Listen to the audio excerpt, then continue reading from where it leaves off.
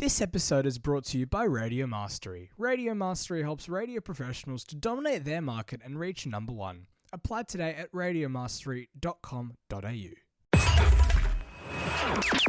Well, for a change, it's been a rather quiet day in the radio and audio industry. Welcome back to Biz Audio, everyone. And starting off, the July 2026 podcast ranker has been released and showcased some of the top podcasting talent. Mamma Mia Out Loud remained at number one. And the same goes for Hamish and Andy with their second place spot. ABC News Top Stories jumped up one spot, now sitting in third.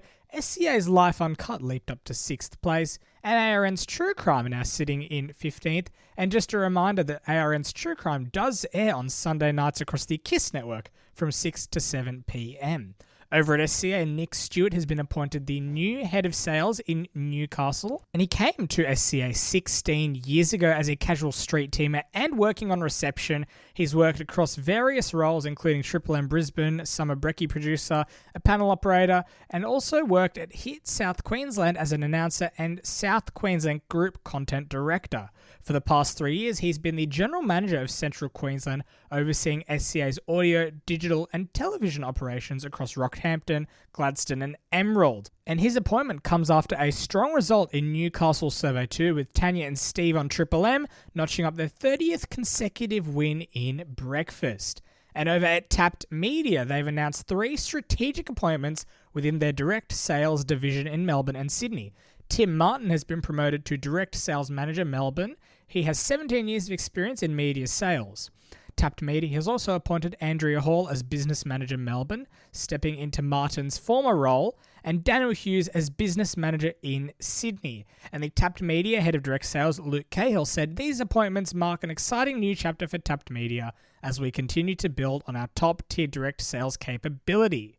And as usual, I've been listening to Kyle Sandilands live, and I've got to say a lot of the technical glitches and difficulties have been ironed out. There's still a few, and I also wanted to give an update on my story on bizaudio.com.au about Bruno, and has he gotten any sleep? Well, the answer is yes. He took a day off, I believe, yesterday, and his wife actually commented on a few of the posts that were concerned for Bruno on the Kyle Sandilands live community. And his wife, Laura, she actually works for Triple M in Sydney as the content director. So it's nice to see that she's been keeping people updated on Bruno's current state.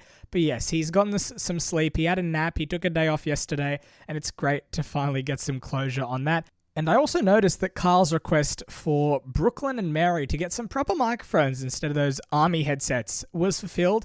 They got some brand new microphones yesterday. And it's actually the same one that I'm recording on. It looks like the same one that I'm recording on right now.